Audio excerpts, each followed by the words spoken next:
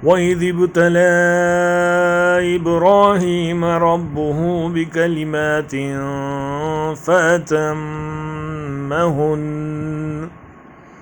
قَالَ إِنِّي جَاعِلُكَ لِلنَّاسِ إِمَامًا قَالَ وَمِن ذُرِّيَّتِي قَالَ لَا يَنَالُ عَهْدِ الظَّالِمِينَ وَإِذِ ابْتَلَى إِبْرَاهِيمَ رَبُّهُ بِكَلِمَاتٍ فَأَتَمَّهُنَّ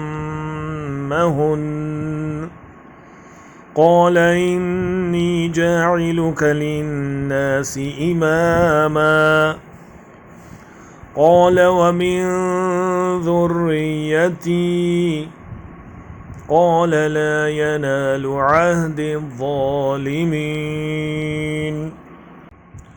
And called to mind when the Lord of Ibrahim tested him with several commands, which he fulfilled. On this, Allah said, I am going to make you the leader of mankind.